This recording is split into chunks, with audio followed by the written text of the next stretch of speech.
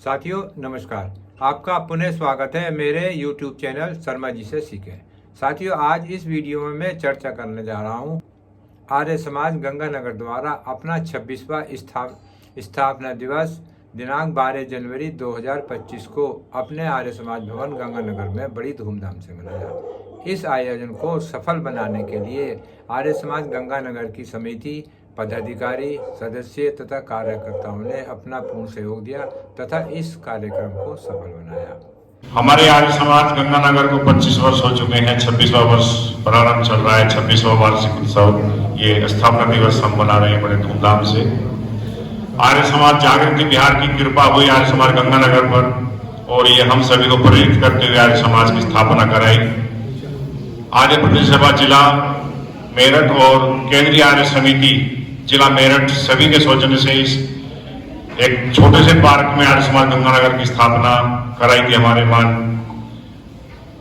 RP Singh Chaudhary जी बैठे हैं। उस टाइम हमारे केंद्रीय आर्य समिति के जौहरी जी प्रधान थे और आर्य समाज जागृत उसके सूरजकुंड मार्ग के यजपाल सिंह चौहान जी मंत्री थे, उस समय हुई थी। और सभी लोग यहाँ आए। हमारे सियाराम जी थे जो आज हमारे मध्य नहीं है, कई एक ऐसे चले गए, लेकिन हमने जो उनके सामने वादा किया था कि समाज को हम आगे बढ़ाते रहेंगे धीरे धीरे, तो हमें ऐसा संगठन मिलता चला गया। हम सभी भाइयों का बराबर सहयोग मिलता चला गया। हम इस आर्य समाज की प्रगति आप देख रहे हैं, धीरे धीरे बढ़ा रहे हैं और ग्रामीण क्षेत्रों में भी हम कार्यक्रम करते रहते हैं। और साप्ताहिक सत्संग हमने कई वर्षों तक किए और आज भी हम जब भी कोई आता है कि साप्ताहिक सत्संग करो यहाँ का पोस्टपोन करके, तो उसके बाद हम आगे वो भी हम करते हैं। आज इस वार्षिक स्थापना दिवस के उपलक्ष्य में हमारे भाई सत्यदेव जी धर्मपत्नी समेत यहाँ पे जो है पधारे हैं और वो सदस्य बने हैं। आज नए सदस्य भी इन्होंने बनाए। इन्होंने घोषणा की थी कि हम दोनों सदस्य बनेंगे, तो इनका भी स्वागत करते हैं आर्य समाज गंगानगर। और हमारे जो गांव सलामपुर से और सब यहाँ रजपुरा से पधारे हैं, उन सभी आर्य भाइयों का भी स्वागत करता हूँ, उनका धन्यवाद करता हूँ आर्य समाज गंगानगर की ओर से। ये आर्य समाज गंगानगर का जो 25 वर्ष पूर्ण हुए और 26वां वर्ष में प्रारंभ हुए हैं, तो उसके लिए जो आप सभी यहाँ उपस्थित हुए हैं, उनका सभी का उत्साहवर्धन करने के लिए हम सभी का आपका बहुत बहुत धन्यवाद। हमारे केंद्रीय आर्य समिति के प्रधान हैं और आर्य समाज जागृत बिहार के प्रधान हैं। मैं उनसे निवेदन करूंगा आप अध्यक्षता के लिए आप यहाँ हमारे बीच यज्ञ वेदी पर पधारे।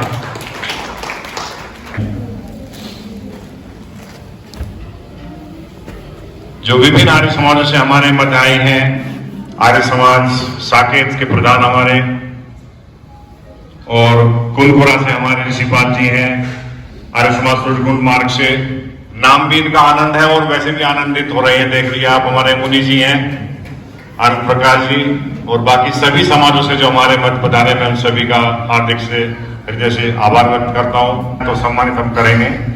आरपी त्यागी जी से निवेदन करूंगा जो गंगा सागर में आप रहते हैं, आइए जी, आपका हम सभी स्वागत करेंगे। और इनके सम्मान के लिए मैं अपने भाई प्रवीण सिरोही जी से निवेदन करूंगा आप आए और त्यागी जी का शोक पहना करके सम्मान करें। आर्य समाज गंगानगर द्वारा उन सभी को सम्मानित किया गया जो कि हमारी इस समाज में जो है बहुत ही पुराने कार्यकर्ता हैं यो, और अन्य समाजों से पधारे हुए लोगों को भी यहाँ पर सम्मान किया गया, जो कि आप इस वीडियो में आगे देखेंगे। बेल बढ़े और पुण्य घटते जाते हैं, इसीलिए यशों की ओर संताप बढ़ते जाते हैं। अच्छे पौधे तो पनपते हैं, पानी देने से प्रकार ये झाड़ी और झनकार अपने आप बढ़ते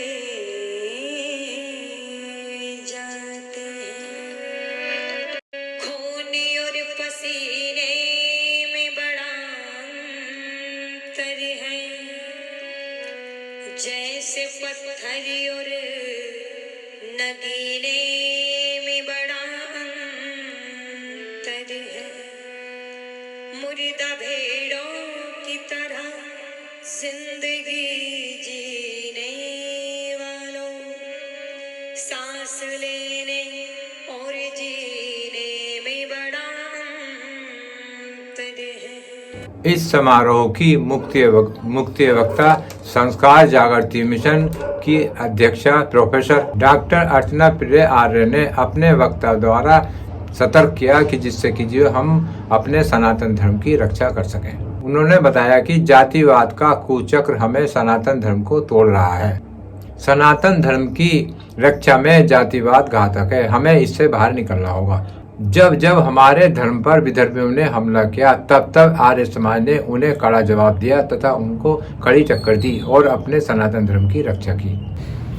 सम्मान समारोह का समापन करते हुए अभी पूजाचार्य जी से निवेदन करूंगा, हमारे मध्य 1 घंटे के समय में हमें मुस्लामानंद करने की कृपा करेंगे। आदरणीय आर्य जी, और मैं देख रही हूँ विभिन्न समाजों से पदाधिकारी आए हुए हैं, मंत्री जी आए हुए हैं। उधर मैं माताओं को भी देख रही हूँ। कुछ माताएं ऐसी हैं कि मुझे ज्यादातर बैठना में जाती हूँ तो सब जगह मिलती हैं। बहुत ही आदर और सम्मान की मातृशक्ति और आदरणीय इस समाज की जो अध्यक्षा महोदया है, उनका जो स्वभाव, कार्य करने की जो क्षमता, जितना मैंने उनको देखा, एक सौम्यता के साथ में, लगन के साथ में कार्य करती रहती है। और प्रातः काल की वेला में बहुत सुंदर मंत्रों से पवित्र देवयज्ञ को संपन्न जिन्होंने कराया, कन्या गुरुकुल चोटीपुरा के ब्रह्मचारिणी, समस्त समाजों से आए हुए आदरणीय पदाधिकारीगण, धर्माभिलाषी भद्र पुरुषों, छोटे छोटे प्यारे प्यारे बच्चों, सबसे पहले परमपिता परमात्मा का मैं हमेशा धन्यवाद किया करती हूँ। चाहते आज हम लोग यही तो कहते हैं, अरे जरा सा थोड़ा सा हटने में क्या होता है। ऋषि दयानंद यदि चाहते उस समय थोड़ी सी बात मान लेते। उनसे यही तो कहा गया था कि आप मूर्ति पूजा का विरोध करना छोड़ दें। एक लिंग की जो गद्दी हुआ करती थी उस समय ये कहा गया था इसके तुमको महंत बना दिया जाएगा, लेकिन ऋषि दयानंद ने साफ मना कर दिया था कि जो सत्य है मैं वही कहूंगा, सत्य के विमुख मैं कुछ भी नहीं कह सकता। और जो हमारी परंपराएं थी जिनको हम भूल चुके थे, उन्हें हमारे समक्ष समाज की समझ पुनर्जीवित किया, ये सबसे बड़ा कार्य था। ऋषि दयानंद की विचारधारा से, चाहे हमने जो स्वतंत्रता का युद्ध लड़ा, स्वतंत्रता संग्राम में भी जो विचारधारा ऋषि दयानंद की ने काम किया, अनेक आर्यों ने जो आर्य समाज से प्रभावित थे बढ़ चढ़ करके अपना योगदान दिया। तो ऋषि दयानंद की जो भूमिका है क्या रही समाज में, मैं चंद शब्दों में उसको नहीं बता सकती, लेकिन और मैं बस आज आपसे ये चर्चा करूंगी कि ऋषि दयानंद ने जो कार्य किया या ऋषि दयानंद जो करना चाहते थे, आज आर्य समाज उसको ही आगे बढ़ाने के लिए प्रतिबद्ध है। लेकिन ऋषि दयानंद, आप यदि लोग उनको समझ पाते, ऋषि दयानंद ने, लोगों ने तो यहाँ तक आक्षेप कर दिया कि ये जो आर्य समाजी होते हैं ये तो राम कृष्ण को मानते नहीं है, जैसा भी बेटियां ही इंगित कर रही थी। ये मैं देखती हूँ जन जन की मानसिकता बनी हुई है। लेकिन ऋषि दयानंद सत्यार्थ प्रकाश में, आप जिनको कृष्ण जी कहते हो ना, भगवान श्री कृष्ण के विषय में आप खुद ये अंदाजा लगा सकते हो कि किस हद तक आर्य समाज श्री कृष्ण को मानता है। ऋषि दयानंद ने आप्त शब्द का प्रयोग किया है। आप्त शब्द किसे कहते हैं? जिसने जन्म से लेकर के मृत्यु पर्यंत, शब्दों पर ध्यान देना, जन्म से लेकर मृत्यु पर्यंत कोई गलत कार्य न किया हो, वो कौन थे? कौन थे? भगवान श्री कृष्ण थे। लेकिन आज हम में पढ़ते रहते हैं, कई माताएं बहनें भाई क्या है कि लड्डू गोपाल की सेवा कर रहे हैं, छोटे कृष्ण की सेवा कर रहे हैं, अब इनको एडमिशन भी करा दिया। स्कूल में प्रवेश करवा लिया। अभी मैं पिछले दिनों पेपर पढ़ रही थी। यानी हम क्या है, कृष्ण के उपासक हैं, हमसे ज्यादा कोई कृष्ण की भक्ति नहीं करता। हम क्या कह रहे हैं कृष्ण को, हम कह रहे हैं वो तो माखन चुराने वाले थे, वो तो चीर हरण करने वाले थे, वो तो उपजा से सदासाई भी कर सकते थे।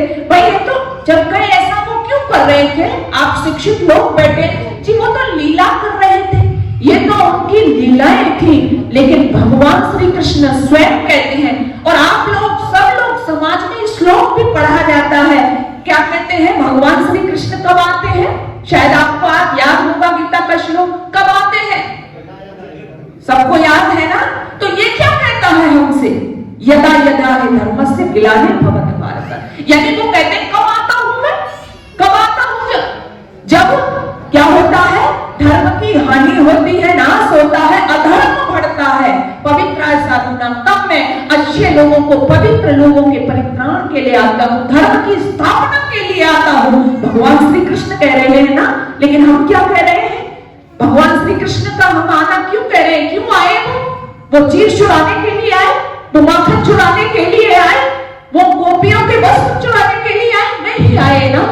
तो फिर हमने उनके चरित्र को जब ऐसा बना करके रख दिया, तो इन बातों को सुनकर के दूसरे लोग हमारा मखौल, हमारी मजाक उड़ाते हैं। हमारे महापुरुषों पर जब दूसरे लांछन लगाते हैं, जब पहले हम ही उनको बदनाम कर रहे हैं, तो दूसरों को तो सहारा मिलेगा ना। तो मैं चंद कहना कि वो इंसान है अच्छा, या पाप में डूबा हुआ भगवान है अच्छा, या पाप में डूबा हुआ भगवान है अच्छा। अंतर केवल इतना है, हमने कृष्ण को समझ लिया होता, हमने गीता को समझ लिया होता, तो आज इस देश की स्थिति कुछ और ही होती। समझ जाइए, अपने महापुरुषों को जो कौम बदनाम कर देती है। अभी बेटी कह रही थी ना कि कृष्ण के विषय में जब बनती बनती बातें बताई जा रही थी समाज में, और विधर्मियों ने एक पुस्तक भी लिख दी कृष्ण के ऊपर। अरे उन्होंने तो तब लिख दी कि पहले हम बदनाम कर रहे हैं ना कृष्ण को, पहले हम अपने में झांके ना, हम जैसा चरित्र प्रस्तुत करेंगे वो लोग वैसा ही मानेंगे। तो तब जब उन्होंने पुस्तक लिखी तो फिर किसी पे कोई जवाब नहीं, उन्होंने और मिर्च मसाला लगा करके लिख दी। तो उस समय भी आर्य समाज ही खड़ा हुआ था। आर्य समाज के पंडित चमुपति राय जी जो थे, उन्होंने ही उनको जवाब दिया था। उस समय भी कोई भी कृष्ण का जो भक्त कहते हैं ना अपने आप को, कोई भी नहीं बोला था। तो मैं आपसे यही कहना चाहती हूँ, कृष्ण के चरित्र को पढ़िए, कृष्ण थे क्या, और समाज में आपने ही अपने बच्चों को पढ़ाइए, अपने घरों में पढ़ाइए। और भगवान श्री कृष्ण की तो घर घर में आवश्यकता है। कहते हैं ना, उनके हाथ में, हमने बंसी तो रखी उनके हाथ में, लेकिन चक्र, आपको ध्यान होगा, याद होगा, जहां बंसी की बात आती है वहां चक्र भी उनके हाथ में था। और आज तो बंसी नहीं, आज बांसुरी नहीं, सुदर्शन चक्र जरूरी है। सुदर्शन चक्र धारण किए हुए कृष्ण की समाज में आवश्यकता है। तो हम समझे अपने महापुरुषों को, हम राम को समझे। आज समाज राम को नहीं मानता। सबसे सही अर्थ हमें आज ठीक है, भी आज भी है वो, पहले से लेके आज तक नारी का गौरवशाली सम्मान रहा, स्थान रहा। लेकिन वो बहनें मैं देख रही हूँ, छोटे छोटे बच्चे जिनकी गौरव गाथाएं गाई जाती हैं, वह मैं देख रही हूँ। आज मुझे लगता है पूरा देश और देश के जो युवा बच्चे हैं, जो बच्चियां हैं, वो क्या कर रहे हैं जी, रील बना रहे हैं। क्या शायद जो बड़े लोग बैठे हैं, थोड़े बुजुर्ग लोग बैठे हैं, हालांकि अब तो सब तक इसका क्रेज पहुंच गया है, लेकिन नहीं पता वो रील बना रहे हैं। और रील के नाम पर मेरी जो बहन बेटियां हैं, मुझे आश्चर्य होता है क्या कर रही हैं। आप बुरा नहीं मानिएगा, कभी कभी पुराने समय में आपने देखा होगा, कभी कभी क्या ज्यादातर जो अपने को राजा कहते थे, उनके वहां पर दारू पार्टी चलती थी और नाचने वाली नाचती थी, तब वो उनको देखते थे। लेकिन आज रील बनाने के नाम पर किस तरह के वस्त्र पहन करके अपने अंगों का प्रदर्शन जो मेरी बहन बेटियां कर रही हैं, बड़ा ही शर्मनाक का विषय हो गया है। और आज खुलेआम इतनी कह रही है जी हम तो आजाद हैं। लव जिहाद का शिकार इस देश की बहन और बेटियां हो रही हैं, ये बहुत ही शर्मनाक है। लेकिन ऐसा भी क्यों हो रहा है? मैं आपको समस्याएं तो बता रही हूं, लेकिन समाधान भी तो होना चाहिए ना।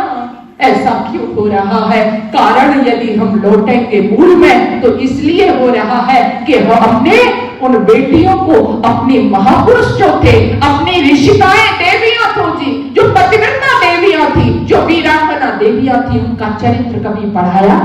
बोलो, उनका चरित्र पढ़ाया नहीं। काश पद्मिनी को पढ़ा दिया होता, काश हाड़ा रानी को पढ़ा दिया होता, काश लक्ष्मी बाई को पढ़ा दिया होता, काश दुर्गा भाभी को पढ़ा दिया होता, काश रानी चेन्नम्मा को पढ़ा दिया होता, काश पन्ना भाई को पढ़ा दिया होता, काश महाराणा प्रताप की छोटी सी बेटी चंपा का चरित्र पढ़ा दिया होता था, जो भूख से तिल करके मर गई।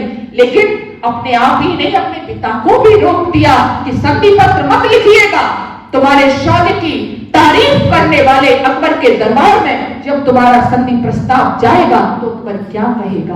वो बेटी, ऐसी बेटियों का चरित्र अगर आप अपने बच्चों को पढ़ा देते तो शायद ये बेटियां केवल रील बना करके जो कमर मटकाती हैं, खुलेआम अपने अंगों का प्रदर्शन करती हैं, लज्जेहात के शिकार में जो फंस जाती हैं, ये कदम भी नहीं होता।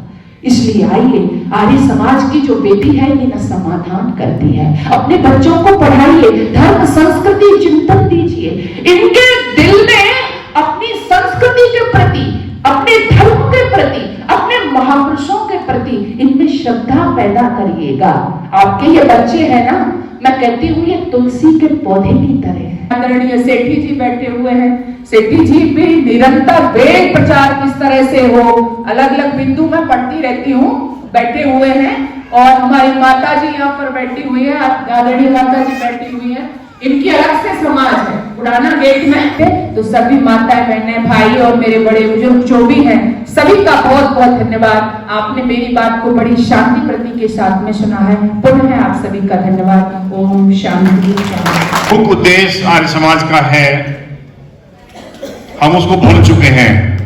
मैं वास्तव में कह रहा हूं, क्योंकि हमने दूसरी दिशा पकड़ चुके हैं। हम भी जो आज विनाश की ओर जा रही हैं, उनके पीछे हो गए। स्वामी जी का जो मंतव्य था, छुआछूत दूर करना, जाति व्यवस्था को दूर करना, लेकिन उस कार्य को हमने छोड़ दिया। शुद्धि आंदोलन बड़ी स्थिति ऐसी है कि सोचनी है हम सभी को बैठ करके, संगठन के जो हमारे सभी यहाँ पदाधिकारी पधारे हैं, बैठ करके विचार करें, जो आज का प्रवचन है उसके ऊपर कुछ अमल करें। हमें किस दिशा में अपने जो आगे आने वाले बच्चे हैं, आगे वाले जो हमारे कार्यकर्ता हैं समाज के, आप गुरुकुल चोटीपुरा से पधारी हमारे मध्य, जो उधर सामने बैठी हैं नंबर 1 पर अंजलि आर्या शास्त्री, पीजी कर चुकी वहां से और अब पीएचडी की तैयारी कर रही है। हमारे भाई मनोज जी की भतीजी हैं, और उनके साथ जो बैठी हैं 2 बेटियां, ये पहले गुरुकुल नारंगपुर में थी, वहां से इसी वर्ष हमने गुरुकुल चोटीपुरा में भेजा है। हमारे मनोज जी की पुत्रियां हैं सलारपुर से, और बड़ा अच्छा प्रयास इनका रहा है। मैं धन्यवाद करता हूं आप सभी की ओर से। खुशी आर्या और पूर्व आर्या जी।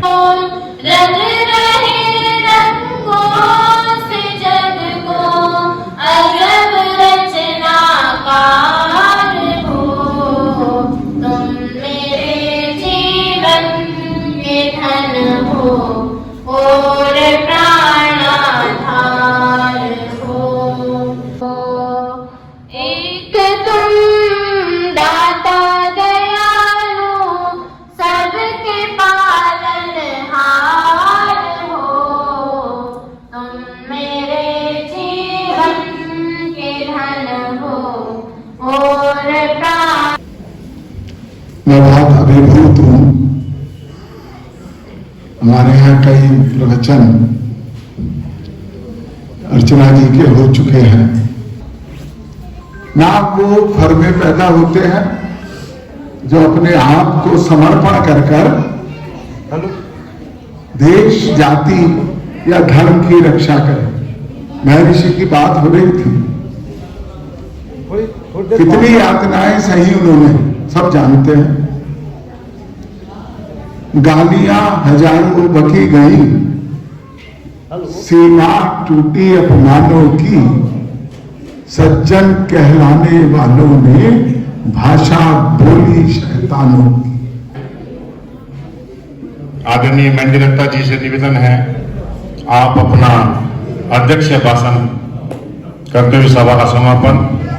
मेरा सभी से निवेदन है, जो आर्य भाई बात जा रहे हैं, सभी भोजन लेकर के जाएंगे, सभी प्रसाद ग्रहण करके जाएंगे, उससे अन्यथा नहीं जाए। मेरा आप सभी से निवेदन है।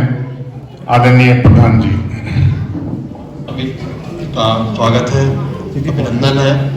मंच पर आचार्य जी का, रोहित जी का भी मैं स्वागत करता हूँ, अभिनंदन करता हूँ। और सबसे मुख्य रूप से जो ये 25 वर्ष इन्होंने पूरे किए हैं, और ये अपने जो है जिन्होंने पौधा लगाया उसको याद करते हैं कि भाई आर्य समाज जागृति विहार ने इन्हें प्रेरित किया था। तो ये बहुत बड़ी बात है कि अपने पुरखों को याद करना, अपने इतिहासकारों को याद करना, अपने महापुरुषों को याद करना कि जो नींव इन्होंने रखी है, और साथ ही साथ अपने जो वरिष्ठ सदस्यों का भी सम्मान किया है और नवागंतुक सदस्यों का भी सम्मान किया है। वास्तव में ये बहुत ही सराहनीय है, और मैं चाहूंगा कि ये इसी तरह से संगठन में अपना लगाव बनाए रखें और अपना करते रहें। सभी जो है आप लोगों ने बहुत ही ध्यान से सुना है, और आचार्य जी का उद्बोधन बहुत बहुत धन्यवाद। मैं इसी बात से सभी का धन्यवाद करते हुए अपनी बात समाप्त करता हूँ। अब शांति पाठ के लिए अब शांति पाठ करेंगे। उससे पूर्व मैं अपनी पूर्व अध्यक्षा जी से निवेदन करूंगा, एक बार हमारे बीच आए मैम मुकेश आर्य जी, कोई बात नहीं, 2 मिनट के लिए, क्योंकि हमारे आर्य समाजों से सब लोग आए हैं इतनी सर्दी में हमारे बुलावे पे। आप सबका हम बहुत बहुत आभार व्यक्त करते हैं। और जो यहाँ की टीम है जो लगी हुई है कार्यक्रम में, सबसे पहले तो हमारे आर्य समाज की धुरी तेजवीर सिंह, उनका बहुत बहुत धन्यवाद, क्योंकि सारी धुरी इन्हीं के ऊपर टिकी हुई है और यही सारा करते यही है। नाम हम सबका हो जाता है, नाम मुकेश बहन जी का हो जाता है, पर काम करते सब तेजवीर सिंह।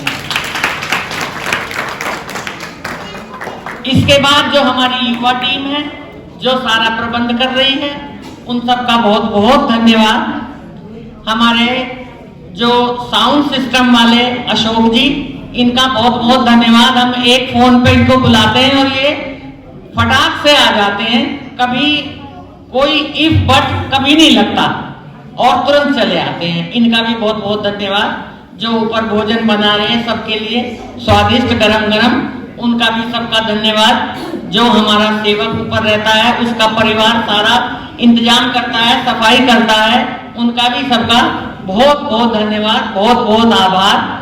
आप सब लोग आए, भोजन करके जाएंगे।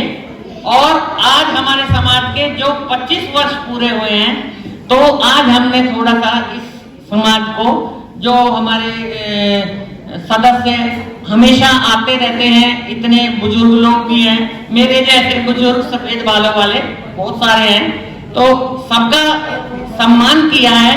तो समाज का, अपने गंगानगर आर्य समाज का बहुत बहुत धन्यवाद करती हूँ। और एक सबसे बड़ी बात कहती हूँ कि मेरा आर्य समाज है तो पूरा हिंदुस्तान का, जहां भी जहां आर्य समाज है वो सब मेरा है, लेकिन गंगानगर आर्य समाज इतना अच्छा है।